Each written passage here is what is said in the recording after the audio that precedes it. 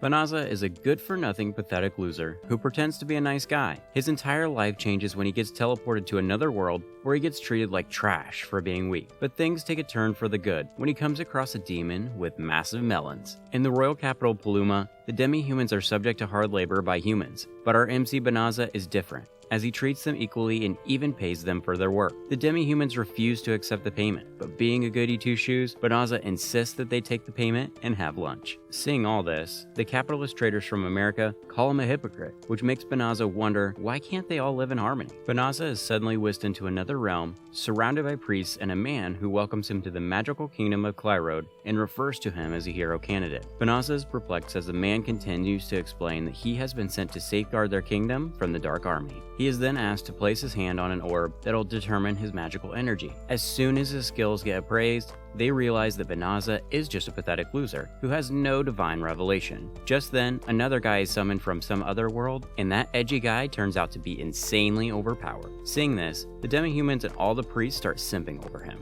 After this, the ugly king of this kingdom declares the other guy as the hero, and Banaza is informed that he cannot return to his kingdom because the gate that was used to summon him is closed. They also grant him special permission to stay in the Delaveza forest. On his way to the forest, Banaza questions the demi-human escorting him, asking him some questions regarding this world, but he gets completely ignored, just as my crush ignores me. He then asks the demi-human whether he has a slave contract with the king. In answer, the gentleman laughs and discloses that humans and demi-humans coexist in this realm. He then tells Banaza to bottle it and closes the door. Later, as they approach the jungle, the demi-human tosses him a little sack and urges him to get out if he wants to survive. After this, Banaza brings out a sword from the pouch and comments on how worn out it actually looks. Just then, he comes across slimes. As he gets rid of them, he reaches level 2, and all his stats also level up. Being dumb, Banaza fails to recognize the infinity symbol in front of his stats, and he still believes that he's a pathetic loser. He also activates the voice instruction because he is a pathetic loner. The voice warns him that the sack contains a locator and another enchantment that draws creatures. This convinces him that the Trash King wants him to die. Following that, as he prepares to enter the woodland, the voice informs him that it is extensively contaminated with malachium, a liquid and a gas generated by demons.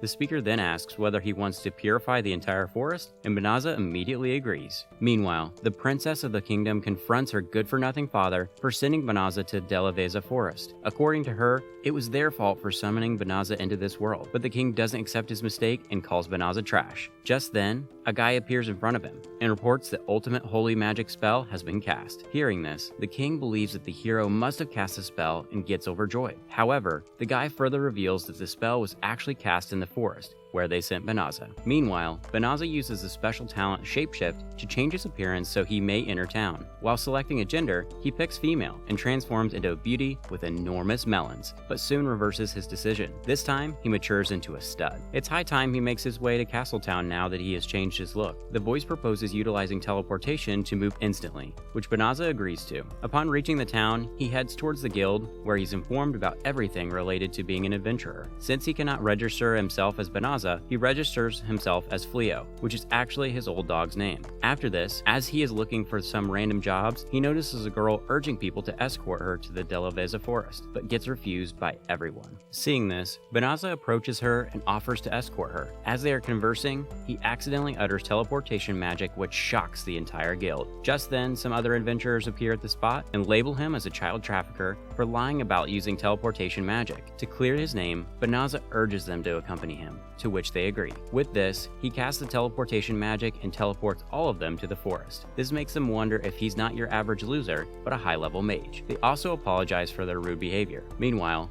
the little girl is shocked over the fact that the forest is not actually covered in malachium anymore. This makes the other women realize that this girl is actually a demon and threaten her to reveal her true identity. The girl takes their insult to heart and transforms into a massive wolf demon named Fenris. She was instructed by her brother to scout the enemy and gather the prey. The adventurers, on the other hand, were not expecting such a high-caliber demon to appear there. However, much to the demon's surprise, Banaza was not affected by her malachium at all and decides to get rid of him. Banaza has no other choice but to teleport the others back to town, and after doing this, he unleashes all his magic spells to defeat the demon. After teleporting the useless women to the town, Banaza is up against Fenris the demon. With no other alternative, he chooses to employ every magic spell in his arsenal to defeat the demon. He even dodges its blows with the meteoric leap before counterattacking with the whirlwind. The demon manages to escape the attack, but Banaza captures it using gravitation magic. The creature tries to flee using instant teleportation, but Banaza's AI dispels its magic, rendering it helpless. Banaza, on the other hand, is devising strategies to capture the creature. The AI offers using subjugation magic to make the monster his servant, but Banaza quickly rejects the idea, declaring that he does not wish to make anybody his servant. The AI, however, keeps recommending him to use subjugation, but Banaza persists in his decision. In the meantime, the demon's magic runs out and it surrenders, stating that a warrior without magic has no right to live. It further demands Banaza to kill it, but he refuses since fighting was not his intention to begin with. Just then, he dispels his gravitation magic, releasing the demon. This shocks the demon, who questions the reason behind it. Banaza claims that it makes no difference whether he is a human or a demon, and he refuses to battle someone who has already surrendered. Hearing this, the demon changes into a lady with huge melons. Banaza instantly hands her his jacket as she collapses. Following all this, Banaza establishes a camp where he studies his magic spells and recalls people describing teleportation magic as something mighty. This makes him wonder why he has the ability to cast such a powerful spell. Meanwhile, Fenris also awakens from her sleep and notices that her magic has already been replenished. She then approaches Banaza and questions if he casted healing magic on her, to which he replies positively. Fenris explains that it would have been natural if she had been killed and skinned, but Banaza saved her. She then pledges that she would never hurt humans again and acknowledges Banaza as her master. Banaza, on the other hand, refuses to be called her master, but Fenris persists, stating that she can carry his stuff or even become his slave. Banaza refuses all these options, but after seeing Fenris bawling her eyes out, he allows her to accompany him. Following this, Banaza reveals everything about his past and how he was summoned as a pathetic loser. Even after hearing all this, Fenris vows to stay beside him. Meanwhile, the hero's entire army got wiped out by some magic beasts, and the hero blames it all on the knights. The ugly king, however, doesn't trust and questions his knight about this. The knight tells him that Hero pissed his pants after witnessing some monsters and abandoned his army. On his way to his room, the useless hero cannot figure out the reason his stats aren't increasing. Just as he is stressing about it, another woman with massive melons appears out of nowhere and accompanies the hero to his room. Amidst all this, Banaza takes Fenris to the town and decides to get her registered with the Adventurers Guild. As they are venturing through the town, a trader mistakes them for a couple, and Banaza deems that this is a good strategy to avoid misunderstandings. This makes Fenris insanely happy, since she always wanted a husband like Banaza. Upon reaching the guild, Banaza gets Fenris registered as Riz. Just then, the guild makes an emergency announcement regarding an urgent request to get rid of the Psycho Bears heading towards the town. Fenris suggests that they participate in this request, but Banaza refuses, stating that he is way too weak. With no other option left, Fenris decides to defeat them by herself to prove that Banaza is overpowered as hell. With this, they teleport to the location where the Psycho Bears were last spotted. Fenris is confident that she can defeat them alone, but Banaza still accompanies her, stating that he cannot leave her alone. Hearing this, Fenris comments that they can even defeat the Demon Lord if they're together. Just then, they hear some women screaming and rushes towards them, only to come across those useless adventurers from before. Seeing this, Fenris suggests that they leave them behind, but being a goody two-shoes, Banaza decides to help them. Just as they take down the bears, the girl recognizes Banaza immediately and questions him about Fenris. Banaza introduces her as his companion, which disappoints her. Suddenly, a Psycho Bear appears out of nowhere and ambushes Fenris, who scares the living out of it, and they decide to tame the bear as their pet. They even name the bear as Saibi. Following all this, Banaza takes the useless women to his house, where they introduce themselves as Bella Rosa, Blossom, Bailiri, and Bellano. Even though all of them are knights serving the king, they urge Banaza to take them in as his students. According to them, the hero's army was wiped out by some Psycho Bears, and the hero blamed everything on the knights. Now, the king wants the knights to be capable enough to take down at least one Psycho Bear by themselves. They also admit that they are weaklings and want Banaza to teach them. Banaza wants to help them, but he is just as useless as them, so it would get difficult for him. He then reintroduces Fenris as his wife, and upon hearing this, Fenris agrees to training the useless women. Now that Banaza has agreed to help them, the women have another request. They want him to let them stay in their house, and for some reason, Fenris agrees to this as well. Meanwhile, the Demon King has been reported about the purification magic cast in the forest. This shocks him, as he demands to locate the human who cast such powerful magic alone. My man Banaza wakes up to Fenris staring at his face, which shocks him, and he questions the reason behind it. Fenris reminds him that they're a married couple and are supposed to stay in the same room. Banaza remembers that Fenris was prepared to get laid last night, but he refused her polite offering, stating that they should get officially married first. He then offers to sleep in the living room, but Fenris asserts that Bella Rosa and the others would suspect their relationship. With no other option left, both of them have to sleep in the same room. In the present, as Fenris is helping Banaza get undressed, Bella Rosa appears out of nowhere and misinterprets this situation. Following this, Bella Rosa and the others go up against a Psycho Bear and get absolutely folded. This makes Banaza realize that they are just as useless as Aqua. Banaza then allotted them a room to stay in, and they shamelessly accepted his offer. Just then, Fenris calls them for dinner, and much to their surprise, she has prepared some raw meat for them. Seeing all this, Banaza suggests that it would be better if she cooked the meat, but Fenris fails to comprehend the reason behind it. Realizing that he is surrounded by useless brats, Banaza decides to prepare dinner himself, to which Bella Rosa offers to help. Fenris, on the other hand, was a bit hesitant to try cooked meat, but after taking a bite, she fell in love with it. The following day, Banaza and Fenris take all the Psycho Bears they had captured to the Adventurers Guild, which shocks them as they fail to comprehend how a single individual can capture such mighty numbers. The adventurers inside the guild are also talking behind his back, because they have nothing better to do. Fenris then seeks consent for venturing into the town since they still have some time before the assessment. Just then, a guy named Leolith approaches Banaza and introduces himself, revealing that he wants to discuss something with him. As Banaza follows him into a room, Fenris also leaves the guild to learn cooking from someone in town. Leolith tells him that his fame has spread across the country, and after hearing about his accomplishments, the king wants him to serve under the hero. They will also grant him honorary knight status, and even though the guild doesn't want someone like him to leave, they want him to save their sorry ass. He takes a second to think, and Banaza concludes that he has no reason to fight those demons and refuses their offer. With this, he leaves the guild and comes across Fenris, who is all worn out. This makes him wonder if she got into a scuffle with a magic beast. Fenris laughs it off and secretly thinks that she cannot believe that cooking was that difficult as during her first class. She literally blew up the entire kitchen. Meanwhile, the useless hero is enjoying his time with some women who tell him about an adventurer who is insanely overpowered. Even though the hero is a pathetic loser, he still brags about his strength and demands to bring Banaza under him as his right-hand man. Exactly 1 month has passed after this offer, and the castle is still pestering Banaza regarding the request, to which Banaza still rejects. Meanwhile, the useless women are doing everything except training, and Bella Rosa is even seeking Banaza's attention by acting weak. Fenris, however, is not giving them a single opportunity to score their goal. With all of this going on, a mysterious person with cat ears is stalking them. Later, Fenris prepares dinner for all of them, and much to their surprise, her cooking has improved a lot. Fenris reveals that she has been taking cooking classes in the town recently,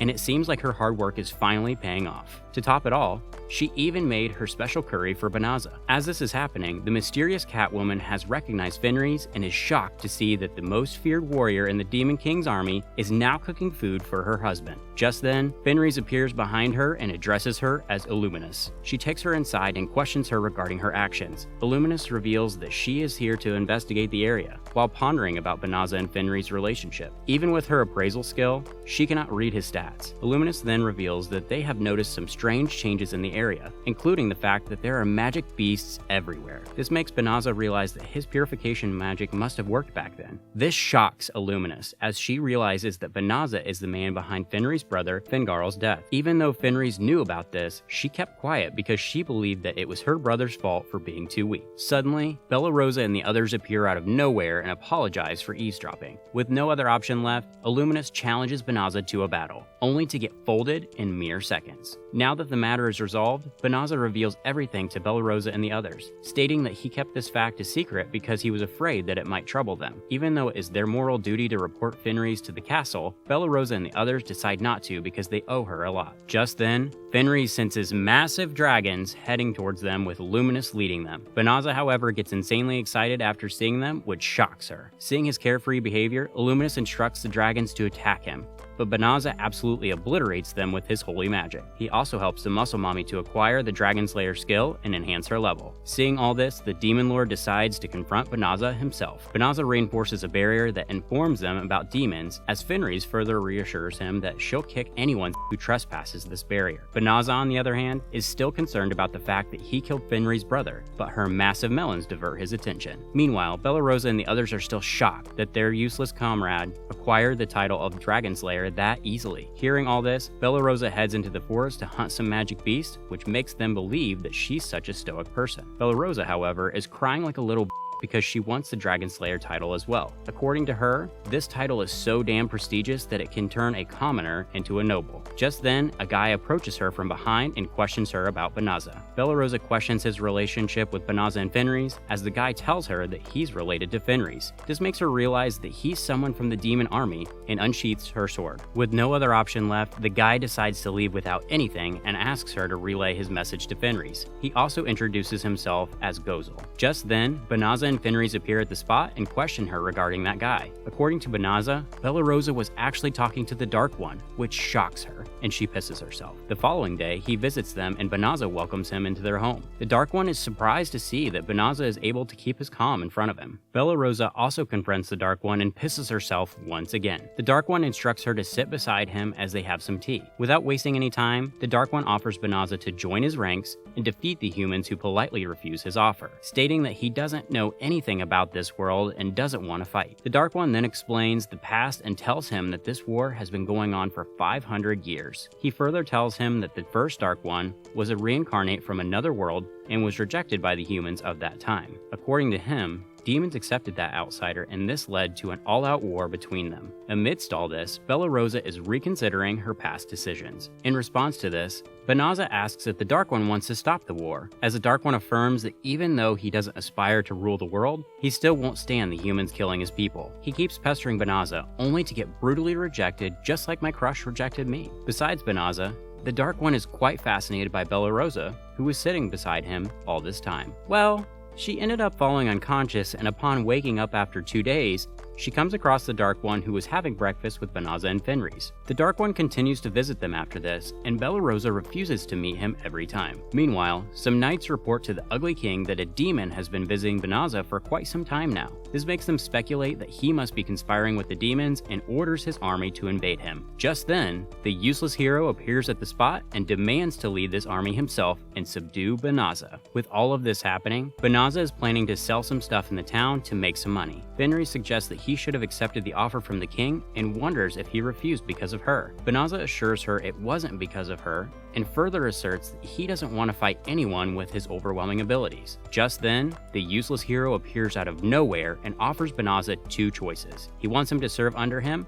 and become a knight, otherwise he will subjugate him for conspiring against the kingdom. The hero is quite delusional and thinks he's some kind of big shot, but Banaza brutally rejects his offer. The wannabe, Kirito, keeps pestering him, and with no other option left, Banaza decides to pack his stuff and leave this place. He uses teleportation magic and teleports his entire home to a different place. This shocks the hero and his army, since they haven't witnessed teleportation magic utilized over such a large scale. In the meantime, the Dark One also appears at the spot, and a random NPC recognizes him as the demon who has been visiting Banaza. Seeing that Banaza's home is entirely gone, the Dark One gets enraged and instructs his entire army to invade the kingdom. Seeing all this, the hero pisses his pants and escapes. In the meantime, Banaza and the others have established their new home at a place far away from the royal capital.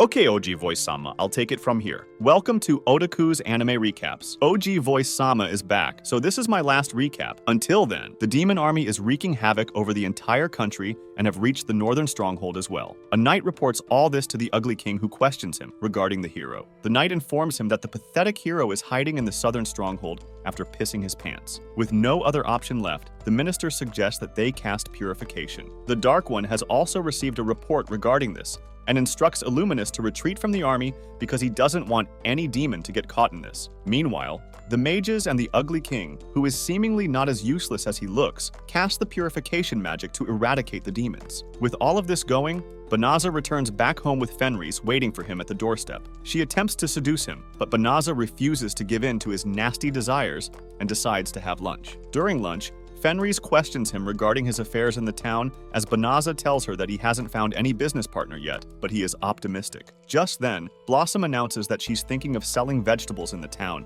because she has been way too useless lately. Bailiri also announces that she'll breed horses, as Blossom informs them that she used to be a horse caretaker before becoming a knight. Hearing all this, Balirosa realizes that she is just as useless as Sakura. In the meantime, the purification magic was successful, and the kingdom has somehow managed to drive away the Dark One's army. According to the minister, it will take around 3 months for the spell to wear off, and this will grant them enough time to make preparations. However, they had to pay a massive price for this, since all their mages are mana depleted now and need 2 months for full recovery. Even the ugly king is unconscious because he got ahead of himself and participated in the purification spell. With no other option left, the princess announces to assume her father's position according to the law. As her first decree, she strips away the useless hero from his title and banishes him from the castle. She decides to consult the oracle to discuss their future endeavors. After this, a knight throws away the trash hero alongside his ugly lackey. The hero attempts to argue, but the knight doesn't give a about it and leaves. Later that night, Banaza expresses his gratitude to Fenris for always staying by his side and helping him. The following day, Balirosa and the others suggest that Banaza and Fenris go on a date. They want them to leave the household work to their useless and enjoy their time together. Banaza hesitates in the beginning, but is reminded that they are married. Now he has no other option but to agree. As they are strolling in the market, Banaza wants to buy a present for Fenris and asks her about it. Following thorough consideration, they decide upon a gemstone brooch that matches Fenris' hair color. Fenris keeps staring at her brooch the entire night, which makes Balirosa and the others realize that the date was a success. Later that night, Fenris attempts to seduce Banaza once again, but my man refuses to give in to his nasty desires and sleeps with her melons pressing on his back. Meanwhile, the useless hero and his ugly lackey have managed to infiltrate the castle and attempt to steal the treasure. The ugly lackey questions if he has given up on being the hero, as the shameless hero tells her that he does not plan on living as a commoner in this world. He keeps searching for something that can defeat the Dark One and redeem his title as the hero. Just then, a mysterious voice instructs him to release it if he desires power. The voice further provokes him to draw a weird sword, and being the ugly he is, the hero draws out the sword. Suddenly, a woman appears out of nowhere and introduces herself as Hia, the djinn of primordial light and darkness. Seeing that the hero has released him, Hia offers to grant him 3 wishes. With all of this going on, the princess has summoned the oracle Ursula and seeks revelation regarding their next move. Suddenly, a mysterious collar appears around their necks, which shocks them. The princess immediately realizes that someone must have unsealed the djinn and instructs the knights to capture them. The oracle and the princess explain the presence of a djinn and how it grants wishes in exchange for sacrifices. With no other option left, the good-for-nothing princess asks the oracle to guide her. According to the oracle, they must search for the real hero who is hiding somewhere. The ministers immediately realize that she must be talking about Banaza. The princess then decides to visit Banaza herself. In the meantime, Banaza manages to strike a deal with a local swordsmith. Seeing all this, Balirosa gets shocked and wonders how Banaza is perfect at everything. Fenris tells her that he was a traitor in his previous world, which makes Balirosa envy their relationship. Fenris then reveals that the Dark One has taken quite a liking to her disgusting self and that she might have a chance with him. On their way back, Fenris urges Banaza to spend some time with her as well, now that he's busy with work. Just then, the djinn Hia appears at the spot and introduces herself. The pathetic hero had actually asked her to kill Banaza as his first wish. Just as Hia is about to strike Banaza, Fenris comes in their way and gets slashed instead. The djinn keeps attacking them, but Banaza's automatic defense system protects him. Banaza attempts to heal her, but all in vain as the djinn strikes him with her most powerful attack. Much to her surprise, the attack has no effect on him. All of this infuriates Banaza to the point that he turns into an edgelord and decides to beat the living out of her. My man Banaza just wanted to protect Fenris because she was the only person who stayed by his side and believed in a pathetic loser like him. Even though Banaza shunned her away in the beginning, their relationship turned into something special. Even after knowing that Banaza killed her elder brother, Fenris loved him, and protecting Fenris became his entire purpose in this unfamiliar world. After being struck with Hia's magic, Banaza has also acquired primordial light and dark magic. He utilizes time reversal to bring back Fenris from the dead, which shocks Hia. She cannot comprehend how a mere human can use time reversal magic, and before she could say anything, Banaza pulls an Eren Yeager and smacks her right in the face. He keeps hitting Hia without hesitation, and none of her spells seem to work on Banaza. Just as she appraises his skills, it is revealed that Banaza actually possesses infinite skills, but his dumb ass thought that he was just a useless nobody. Make sure to not become an illiterate person like Banaza and complete your assignments on time, folks. As Banaza is toying around with Hia, Fenris awakens as Balirosa tells her that she is alive, owing to Banaza's magic. She then notices Banaza beating the living shit out of Hia and gets excited, but immediately remembers the time when he spared her because he didn't want to fight. She realizes that a kind-hearted person like him would never want something like this. Meanwhile, Hia is literally begging Banaza to forgive her sorry ass, but gets brutally rejected. Just like my crush constantly rejects me. Just then, Fenris appears out of nowhere and hugs Banaza from behind. She reveals that the reason she fell for him was because of his kindness, and that she doesn't want him to lose that part of his personality because of her. Seeing that Fenris is alive, Banaza hugs her and completely ignores Hia. Meanwhile, the princess and some worn-out mages have teleported to the town where Banaza lives. The princess instructs her useless knights to protect the mages while she searches for the true hero. Suddenly, the collar around their necks breaks apart, which shocks them. The princess believes that the djinn must have failed to fulfill her task. With all of this going on, the useless hero is now trapped inside the dungeon with knights chasing after him. Just then, a mysterious black smoke appears and takes over the ugly lackey's disgusting body. She then introduces herself as the Grand Magus of Midnight Damalinas and transforms the ugly hero into a massive monkey. She then decides to punish the royal family that sealed her away. Meanwhile, Banaza heals Hia, which shocks her, and she questions her reason behind it as Banaza tells her that Fenris is fine. Just then, Balirosa appears at the spot and asks what will they do with Hia because they cannot hand her over to the castle knights. Banaza suggests that it would be better to seal her in the castle's treasury. This further shocks her since Banaza is not supposed to know where she came from and questions this as well. Banaza reveals that he peeked into her memories to uncover the truth. He further asserts that if they hand her over to the castle, something similar might happen again.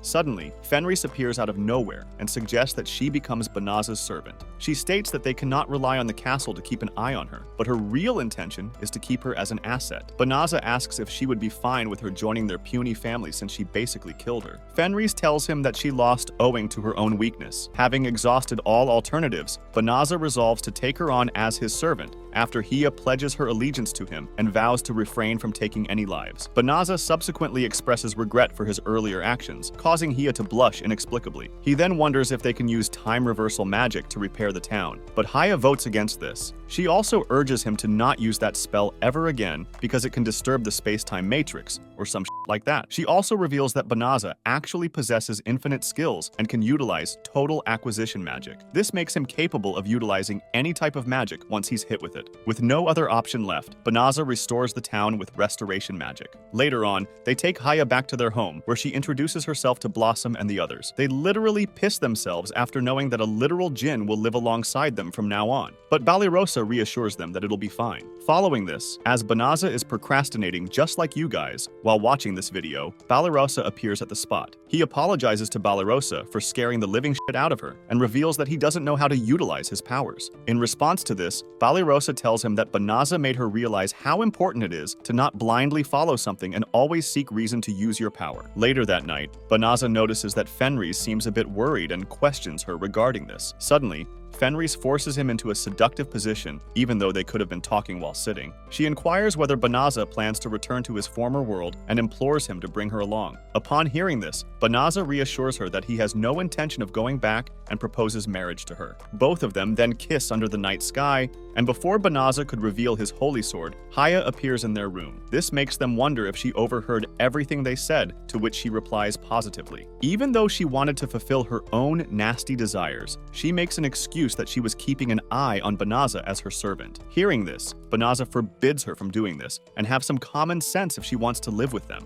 Okay, OG Voice Sama, I'm gonna need you to take over. Later, fellow otakus. The princess keeps searching for Banaza as she wanders around different shops and questions people regarding him. Meanwhile, Banaza and the useless freeloaders are having dinner as Fenris reveals that Hia helped her with it. Hia boasts that she wanted to do everything with magic, but Fenris refused since she wants to cook for Banaza herself. Instead, she wants her to clean the house and do laundry for them. Upon hearing this, Bella Rosa and the others feel even more useless and pathetic since they were responsible for doing these tasks and now they have nothing to offer. To prove their worth, all of them come up with some ideas, like Blossom wants to cultivate some vegetables, and Valeria decides to raise horses. Even though she wanted to become a coachman, all she can do is raise horses. Just as she is thinking about this, the horny horses get turned on and start licking her, which turns her on as well. Meanwhile, Loli Bolano apologizes to her father and brother for being a pathetic loser who failed to become a knight. She then reminisces about the time when Banaza taught her magic and realizes that she actually wants to become a magician. Just then, a magic beast starts wreaking havoc at the fields and even targets Bolano, who somehow manages to protect herself. Despite this, Bella Rosa is blind asks if they are alright, and proceeds to do nothing as usual. Bailiri then utilizes her horse riding skills to calm down the monster and saves the day. This makes her realize that she is not that useless. She then asks if it would be possible to acquire some more land, as Bella Rosa tells her that Banaza might be able to buy some more. With all of this going on, Banaza and Fenris are finally enjoying some free time in the town, as Banaza wants to sell some stuff. Now that they are a married couple, Fenris comments that they can flirt with each other as much as they want. This makes Banaza blush, since no one had ever flirted with his bitchless ass in previous life. No wonder he doesn't want to go back. Following this, Banaza sells some salamander skin to a local trader who offers him magic gems in return, and Banaza chooses the prettiest one. Meanwhile, Fenris is standing outside the shop as suddenly the entire town gets covered in dark clouds and an ugly monster appears from the sky. Sensing the danger, Banaza rushes outside and notices the monster as well. It turns out Demolianus the apricot and the hero turned monkey are the ones behind it. The evil witch immediately gets rid of the knights protecting the princess, as in the meantime, Hia also appears at the spot. She had also sensed some evil entity and rushed toward the town. According to her, Demolianus the Evil once used to rule over the Clyrode Kingdom as the strongest mage, but she was defeated by the hero of that time and sealed pedestal of the sword, where Hia was sealed as well. Hearing this, Fenris blames all of this on Hia, who accepts the responsibility and offers to defeat Demolianus herself. Meanwhile, Demolianus wants to get rid of the princess as soon as possible, but Hia interferes just in time and saves her sorry. Demolianus mocks Hia for being a useless djinn who cannot even grant wishes, only to get cooked immediately. Hia reminds her that a mere human cannot deal any damage to her, but Demolianus is way too dumb to understand this and keeps attacking her. As a last resort, she turns the ugly monkey into a massive monster, which scares the living out of the princess. Suddenly, the monkey turns back to normal, and it turns out Banaza has dispelled her magic. Seeing this, Hia apologizes for getting him involved in all of this, and to make up for it, she gets rid of Demolianus by absorbing her into her own body and turns the monkey back into its human form. They decide to leave the hero to the knights since he is unconscious. Just then, the princess introduces herself as Elizabeth Clyrode and offers Banaza to become the hero, but gets brutally rejected. Banaza states that he won't be able to fight sincerely for humans and that he's already happy with his current life. In short, he doesn't give a shit about the kingdom and its people.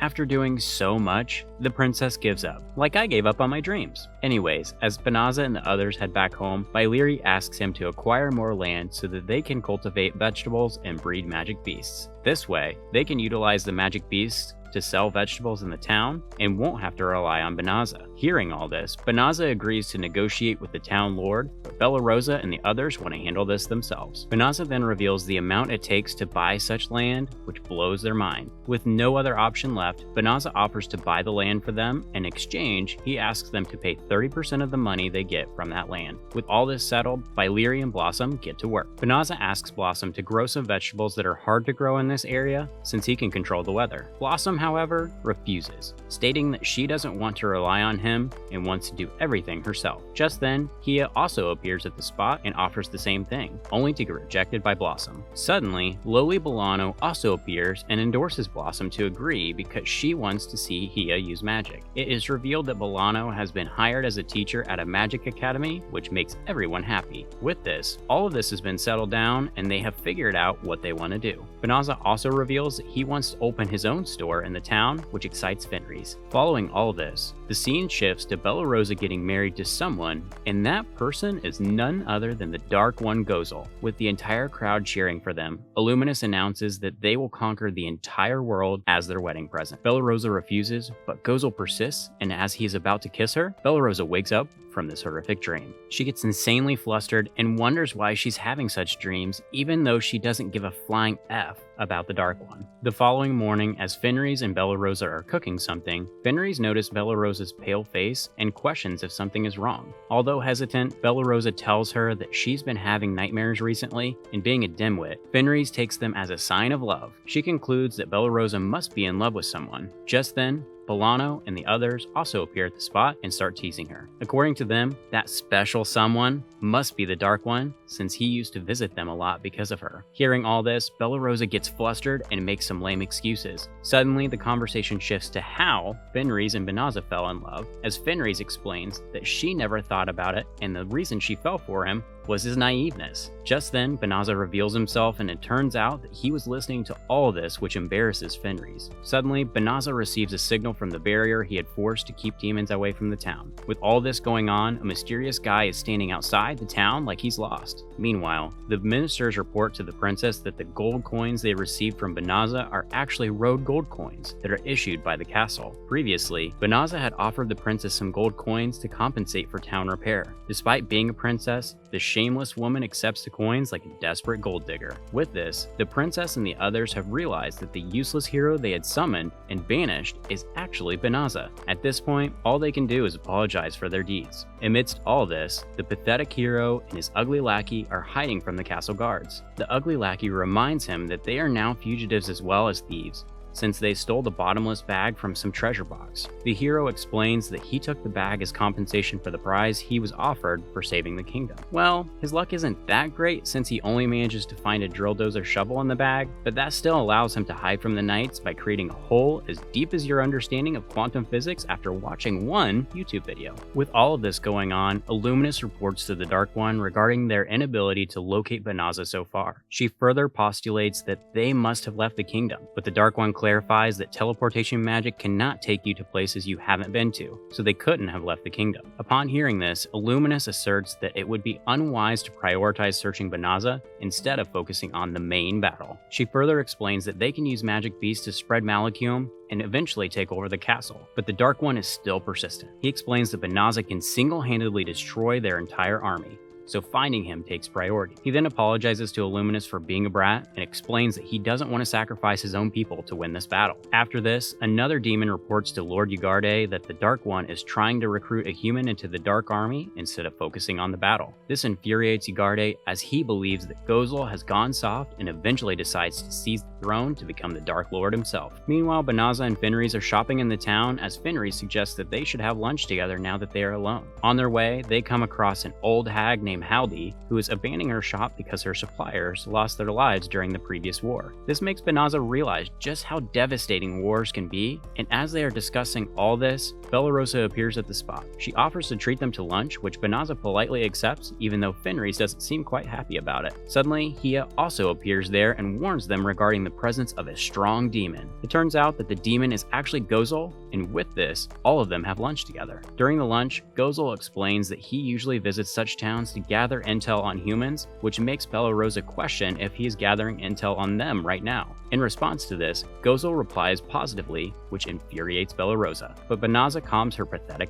down. Gozel explains that the demons are a threat to humans owing to their Malachium and having been oppressed for a long time. Being the Dark One, he cannot accept such oppression. This makes Benaza realize that this conflict is deeper than he thought, and with this, Gozel leaves them alone. On their way back, they come across Bolano and the others as Benaza keeps thinking about Gozel's remarks and how it can be resolved. As they are walking back, Benaza suddenly hugs Fenris from behind and expresses his gratitude for being a part of his life. Meanwhile, the hero and his lackey are attempting to escape the hole they dug themselves. Eventually, the ugly lackey reaches the top, but her massive melons prevent her from getting out. Just then, the hero gazes upon her overpowered and loses his control. As Fenris prepares dinner, Bella Rosa and the others praise her cooking skills as Fenris credits Miss Milano for all this. She even went to meet her during her visit in Hodo Town, where Fenris expressed her gratitude for teaching her. Hearing all this, Milano decides to teach her family meals, including meals for babies, just in case Benaza unleashes his nasty desires. As they're conversing, someone knocks at the door and Benaza rushes to open it. It turns out that Princess Elizabeth is even more clingy than my little brother, and here to convince Benaza once again. This time around, she addresses him as Benaza instead of Fleo, which makes him realize that they've discovered his identity. Being the goody two-shoes he is, Benaza invites her inside where Bella Rosa serves her tea. She then asks Bella Rosa and the other freeloaders to leave the room since she wants to discuss something with Benaza.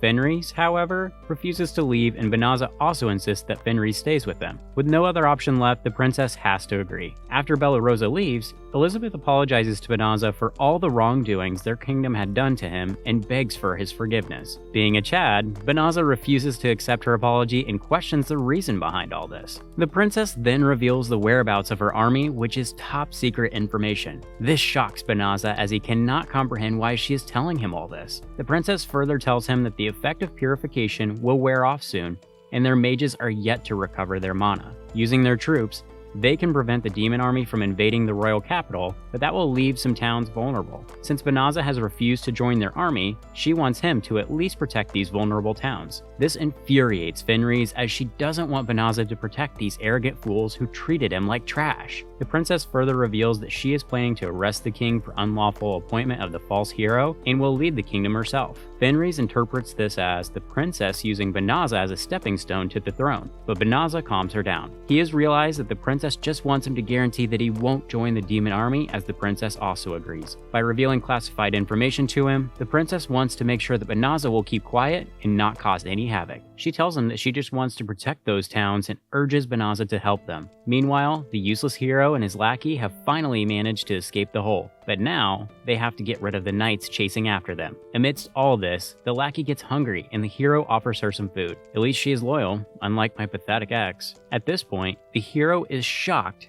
that she is following him around, contemplating the reason behind it. In response to this, the lackey questions the reason he is keeping her by his side, as getting rid of her is an easier option. This makes the hero blush, and as they are conversing, a weird spider appears out of nowhere and traps them. Just then, a demon appears out of nowhere and kidnaps them as sacrifices for something. Later that night, Benaza rethinks his decision of not helping the princess and eventually decides to help them. The following day, the demon army ambushes a nearby town where the citizens are instructed to evacuate. Despite the warning, a girl remains behind as she is collecting berries. Just as the demons are about to attack her, Benaza and Fenris appear at the spot and forges a barrier to keep the demons away. At this point, Benaza is helping the kingdom without any compensation, and Fenris deems him way too soft. Benaza clarifies that the moment he agreed to negotiate with the princess, he had lost. Fenris misinterprets this as Benaza agreeing to marry the princess and gets shocked. Benaza reassures her that he won't be marrying the princess. As they are conversing, a cyclops appears at the spot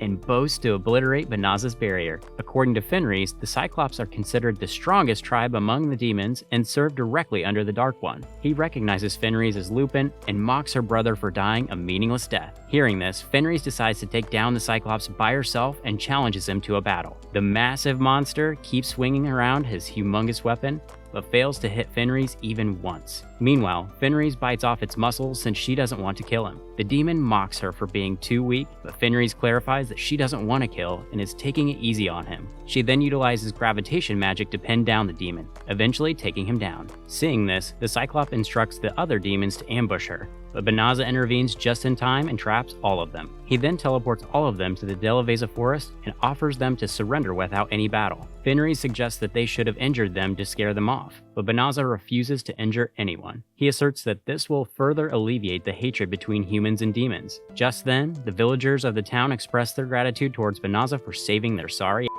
Meanwhile, the princess has also received intel that a mysterious adventurer is saving towns from the demon army, as she immediately realizes that Benaza must be behind this. With all of this going on, the Dark One receives intel that his brother Ugarde is staging a coup against him and has already seized the throne room. Hearing this, the Dark One rushes back to the castle where Ugarde has kidnapped the hero and his lackey as sacrifices to borrow the evil god's powers. At Benaza's place, the Dark One and Illuminus ask if they can stay with them for some time, which shocks Benaza and he questions the reason behind it. Previously, the Dark One was informed by his underling regarding the coup staged by his brother Ugarde. Upon hearing this, the Dark One rushed towards his castle, where Illuminus had already gathered the Infernal Four. Illuminus suggests that they should put the traitors behind bars, but some of them are against it. They suggest that this duel might be the impulse Lord Gold needs to become the real Dark One. Even though they are loyal towards him, they believe that the Dark One's methods are way too soft. Upon reaching the throne room, Ugarde's lackey, Fufun, explains the rules of this duel and urges them to not interfere. Illuminus tries to argue with her, but Fufun ignores her, acting as if she doesn't notice due to her tiny presence. This infuriates Illuminus and she ambushes Ugarde, but her attack is way too weak as Ugarde smashes her away. Just as Fufun is about to deal the finishing blow, the Dark One appears at the spot and saves her. Seeing goal, Ugarde challenges him to a battle, but gets brutally rejected. Ugarte further explains that his underlings are also sent to this duel since they deem him unworthy of leading them. This makes Gol question the reason behind all this, which infuriates Ugarte. He reveals that Gol often visits human towns and indulges in amusement. He even refused to resume the advancement when they had a clear advantage over the enemy. Some people have started doubting that the Dark One might side with the humans and have no intention of conquering them. All these factors have led to the conclusion that Gol is not suited to lead the Dark Army. With no other option left, Gol unleashes his dark aura as Ugarte instructs him to swear to the Dark Ring to pledge the throne. Amidst all this, Gol's underlings are fascinated to witness his true power. However, much to their surprise, Gol announces to relinquish the ownership to the Dark Ring and announces Ugarte as his successor. This shocks everyone, as they were not expecting this. Ugarte deems this as a mockery and ambushes Gol, only to get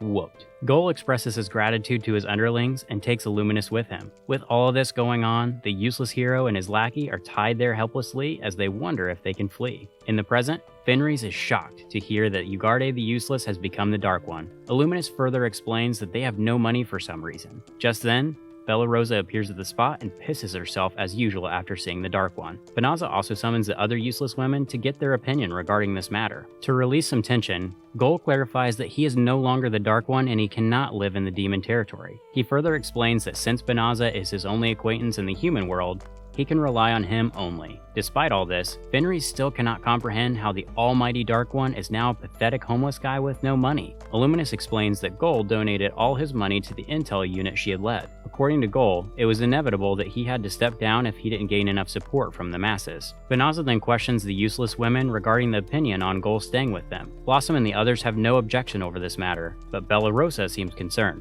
She doesn't want them to stay with them, but Fenris blackmails her into agreeing. With this, the Dark One and Illuminus are also staying at Benaza's homeless shelter. Fenris, on the other hand, is just as happy that they have gained another strong AF ally. The following day, Gol visits Blossom and Baileri to help them with their work, but gets brutally rejected. He then visits Benaza's weapons storage where he admires his efforts as Benaza explains the procedure behind everything. Seeing all this, Illuminus cannot comprehend how the Dark One is behaving so friendly with mere humans and seems more lively than when he leads the Dark Army. Later that night, Benaza and the others have dinner alongside Gol and Illuminus. All of them are having a great time except Bella Rosa, who seems a bit distant from them. Following this, as Blossom and the others are sleeping, Bella Rosa is standing on the balcony, staring at the stars. Just then, Benaza and Fenris appear at the spot with some herb tea and cookies. Fenris had noticed Bella Rosa's peculiar behavior and wanted to talk about it. Bella Rosa explains that she is a pathetic loser who has nothing to offer unlike others who are working hard for their living. She further explains that even though demons have their own resentments,